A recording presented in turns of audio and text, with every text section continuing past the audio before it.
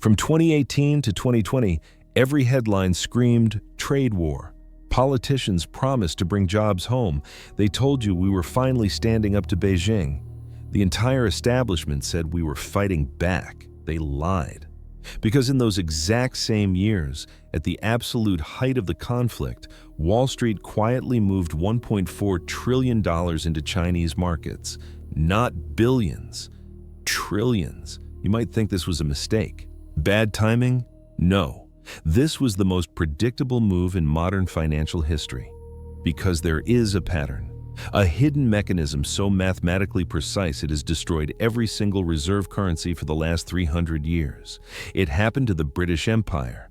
It happened to Weimar Germany. It is not random. It is an algorithm. And right now, that algorithm is executing stage 4. Here is what the news won't tell you. Most people think an economic collapse is the end of the world. Wrong.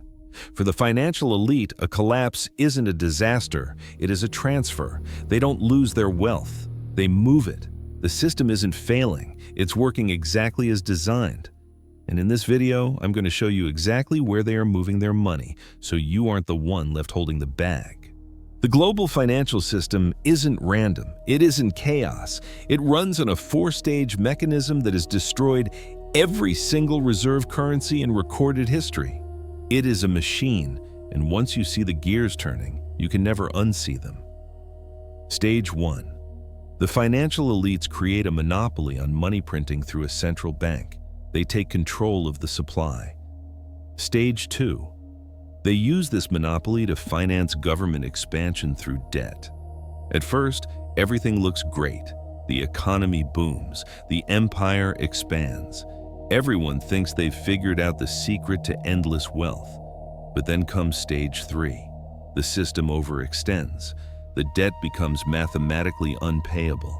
The currency starts losing value, and the government loses control.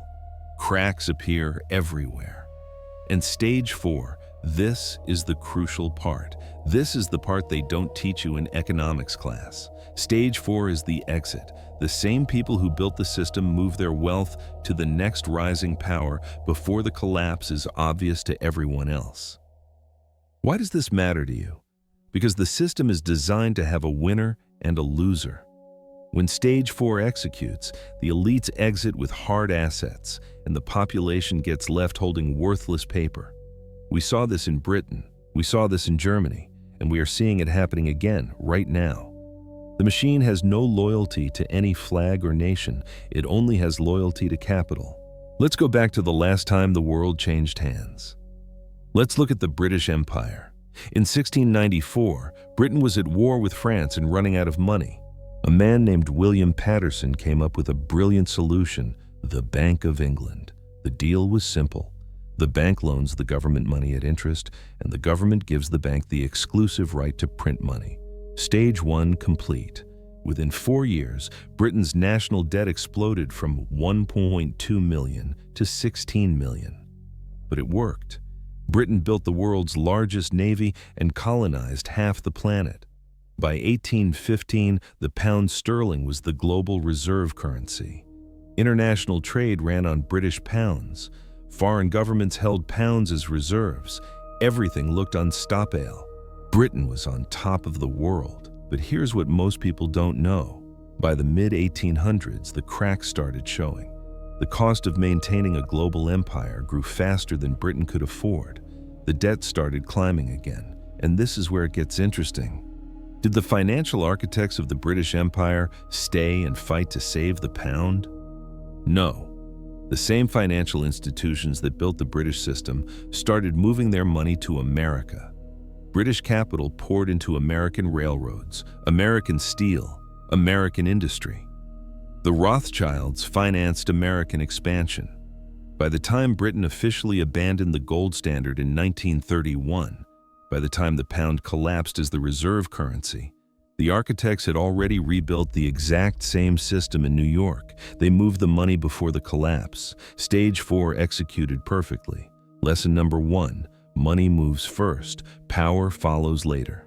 Now, let's look at a darker example. Let's look at what happens when the population is left holding the bag. Germany, 1923, the Weimar Republic. You have seen the photos. Children playing with stacks of cash like they are building blocks. Men using banknotes as wallpaper because it was cheaper than buying actual wallpaper. But do you know why it happened? The Treaty of Versailles hit Germany with 132 billion gold marks in reparations. It was a debt that could never be paid. The government faced a choice: raise taxes and face a revolution, or print money. They chose the printing press. The money supply went absolutely insane. In May 1923, there were 8.6 billion marks in circulation. By August, 669 billion. By November, 400 quintillion. Prices rose while people were standing in line to buy food. Workers demanded to be paid by the hour because their wages would be worthless by the end of the shift. A lifetime of savings could not buy a cup of coffee. The middle class was wiped out overnight. And here is the part history books leave out. This wasn't just accidental policy failure. This was a strategy. Rudolf Havenstein, the president of the Reichsbank, Germany's central bank, deliberately bought foreign currency with marks at any price, regardless of inflation. The government claimed this was necessary to pay reparations, but later records confirm the truth. The hyperinflation was useful. It eliminated domestic war debts. If the currency is worthless, the debt is worthless. It destroyed the politically inconvenient middle class, while the industrial elite, who held factories, land, and foreign currency, survived. When the crisis peaked, when Germany introduced the Rentenmark to stop the bleeding, the solution required American loans. The Dawes Plan of 1924 brought Wall Street into Germany to restructure everything. U.S. money flooded in. Do you see the pattern? Central bank monetizes government debt. System expands through inflation. Currency collapses. The middle class is sacrificed, and foreign capital restructures the wreckage.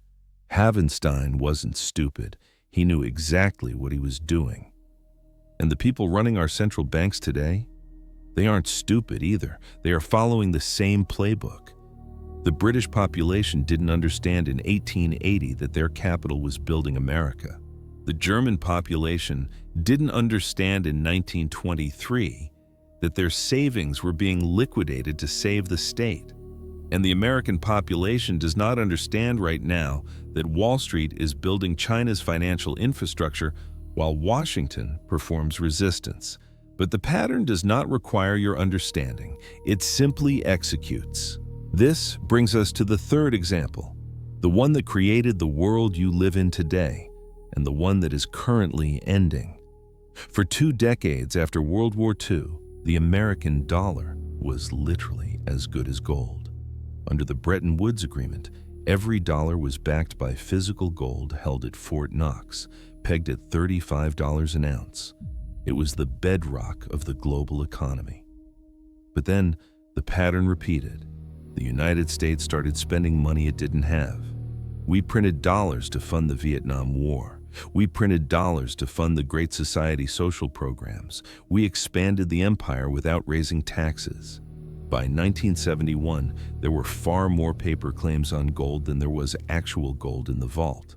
The French government saw this. They sent a battleship to New York Harbor to redeem their paper dollars for physical metal. President Nixon had a choice: stop the printing press and trigger a depression, or break the promise. On August 15, 1971, Nixon went on television and temporarily suspended the convertibility of the dollar into gold. That temporary measure is still in effect 50 years later. In that moment, the dollar ceased to be money and became currency, paper backed by nothing but faith and government decree. Since that day, the dollar has lost over 98% of its purchasing power against gold. In 1971, an ounce of gold cost $35. Today, it is over $3,000. This is stage 3, system overextension and currency debasement. Now, look at the debt. The U.S. national debt is $36 trillion. The debt to GDP ratio is 98%. The Federal Reserve's balance sheet exploded from under $1 trillion in 2008 to over $7 trillion today. If you overlay the chart of U.S. debt today onto the chart of British debt in the 1920s or German debt in 1922, the lines are identical. It is a vertical line straight up. The mathematics of interest payments alone are now consuming the entire tax revenue of the country. We are at the end of stage 3. The system is cracking. And that brings us back to the question I asked at the beginning. Where's the smart money going? Remember July 6, 2018, the day the trade war officially began, tariffs on Chinese goods, headlines screaming about conflict. The political theater was at its peak. But July 2018 is significant for another reason. It was 1 month after MSCI, the company that controls the global investment indices that dictate where pension funds and insurance companies put their money, officially added Chinese A-shares to their emerging markets index. Think about what that means. While politicians were telling you to hate China, the financial plumbing of the global system was forcing trillions of dollars of institutional capital into China. China's weight in that index went from 0 to 43% in just 2 years. During the exact same period, U.S. portfolio investment in China hit that record $1.4 trillion. BlackRock expanded its Chinese operations. J.P. Morgan got approval for the first fully foreign-owned securities business in China. Goldman Sachs increased its stake in its Chinese joint venture. These aren't accidents. These are the same institutional structures that operated through Britain, through Germany, through post-war America. They are executing stage 4 right now. You cannot fight a trade war with a country while your largest financial institutions are funding its rise. You cannot decouple from an economy while the index providers are increasing its weight in every retirement portfolio in America. The trade war was theater. It was designed to keep you focused on the drama while the exit doors were being opened for the elite. The British population believed their empire was eternal, right up until the pound collapsed. The German middle class believed their government would fix the inflation right up until their savings bought a loaf of bread.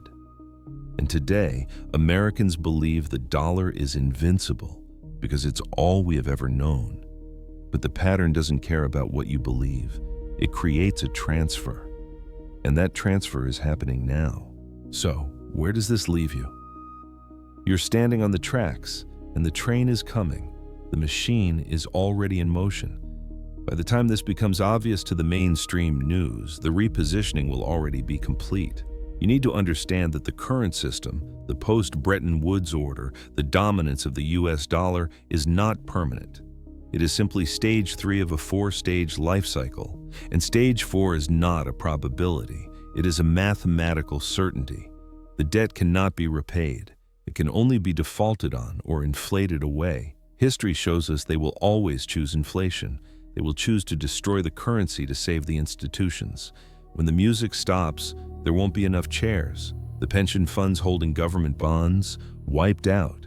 The savings accounts holding fiat currency, vaporized by inflation. The salaries that don't keep up with the cost of living, irrelevant. The elites have already moved. They have bought the hard assets. They have diversified into the next rising powers.